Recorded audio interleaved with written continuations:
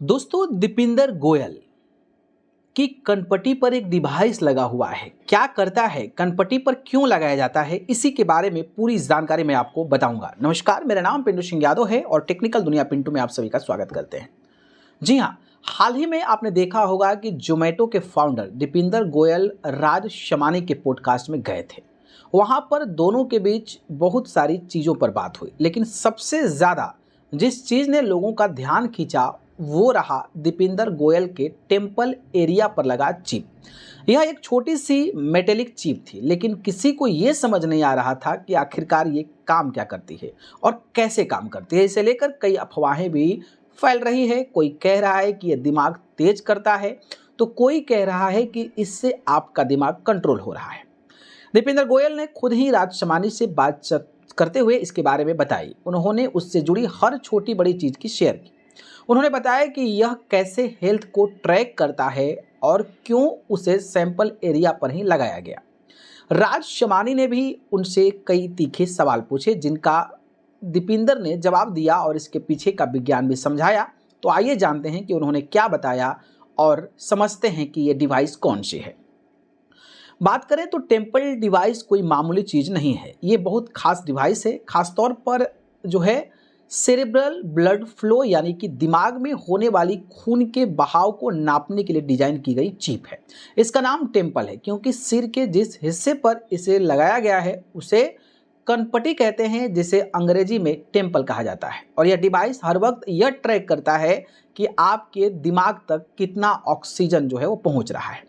बता दें कि यह एक चिप है जिसे तगड़ी सी टेप से चिपकाया गया है। अगर आप इसे निकालना चाहें तो आसानी से निकाल पाएंगे, लेकिन अगर आप बारिश में स्विमिंग कर रहे हैं, सोना बाथ ले रहे हैं, तो ये नहीं निकलेगी। यानी इसे लगाने के लिए किसी भी तरह की सर्जरी की ज़रूरत नहीं है। इसमें छोटी सी बैटरी होती है जिससे यह डिवाइस 5 से 7 दिन काम करता है। इस डिवाइस को कनपटी पर इसलिए लगाया गया क्योंकि यहाँ पर हमारी नसें बहुत पतली और घनी होती है और साथ ही वह त्वचा के सबसे नज़दीक भी होती है। ऐसे में ब्लड फ्लो का जो डेटा यहाँ से मिलता है वो बहुत ही एक्यूरेट होता है। इसकी एक वजह यह है कि दीपिंदर गोयल के बाद टेम्पल का .com डोमेन पहले से ही था, इसलिए भी यह डिवाइस का नाम टेम्पल रखते हुए उसे टेम्पल एरिया पर ही लगाया गया है। मेडिकल विशेषज्ञों के अनुसार यह डिवाइस नियर इंफ्रारेड स्पेक्ट्रोस्कोपी यानी कि NIRS की तकनीकी पर आधारित हो सकता है। इसमें छोटे सेंसर लगे होते हैं जो त्वचा के नीचे की नसों यानी कि आर्टरीज से सिग्नल पकड़ते हैं। दीपिंदर गोयल इस डिवाइस के जरिए एक अनोखी थ्योरी पर रिसर्च कर रहे हैं जिसे उन्होंने ग्रेविटी एजिंग हाइपोथेसिस नाम दिया है। और इस थ्योरी का मानना है कि इंसान ज़्यादातर समय सीधे खड़े होकर या बैठकर बिताता है। धरती का गुरुत्वाकर्षण लगातार हमारे खून को नीचे की ओर खींचता है, जिससे दिमाग तक खून पहुंचना चढ़ाई चढ़ने जैसा मुश्किल हो जाता है। ऐसे में दीपिंदर गोयल ने खुद से सवाल पूछे, जिन्हें उन्हें राज शमानी के साथ साझा भी किया। उनका सवाल था कि अगर दिमाग ऊपर है तो वहाँ कम खून जाता होगा क्योंकि ग्रेविटी है, तो क्या यही वजह है कि शरीर से पहले दिमाग पर बुढ़ापे का असर होने लगता है? दिमाग ही पूरे शरीर को कंट्रोल करता है, तो क्या जब बूढ़ा हो जाता है तो शरीर बूढ़ा होने लगता है? क्या ज़्यादा ब्लड फ्लो से दिमाग की उम्र बढ़ सकती है?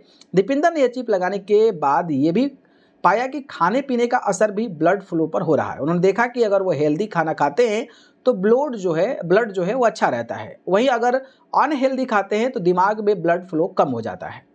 वहीं उन्होंने ये भी देखा कि ब्लड फ्लो अच्छा रहता है तो उन्हें अच्छा महसूस होता है।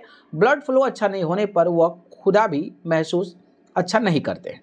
ये जोमेटो का कोई कमर्शियल प्रोडक्ट नहीं, यह दीपिंदर गोयल का निजी रिसर्च प्रोजेक्ट है जिसका नाम कंटिन्यू रिसर्च है। दीपिंदर गोयल ने इस रिसर्च के लिए खुद के पास से करीब 25 मिलियन यानी कि 225 करोड़ का निवेश करने की बात कही है।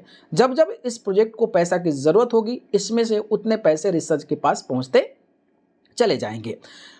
अब रही बात कि क्या ये प्रमाणित है, तो बिल्कुल नहीं। इस डिवाइस को लेकर वैज्ञानिक और डॉक्टरों की राय मिली जुली है। एम्स दिल्ली के कुछ डॉक्टरों ने इसे एक महंगा खिलौना यानी कि फैंसी टॉय बताया है और कहा है कि इसकी कोई ठोस वैज्ञानिक मान्यता यानी कि साइंटिफिक जो स्टैंडिंग है वो अभी नहीं है। विशेषज्ञों का कहना है कि मस्तिष्क का रक्त प्रवाह मापने के लिए MRI या PET स्कैन जैसे बड़े उपकरणों की जरूरत होती है और एक छोटा वीआरएल सटीक डेटा नहीं दे सकता है।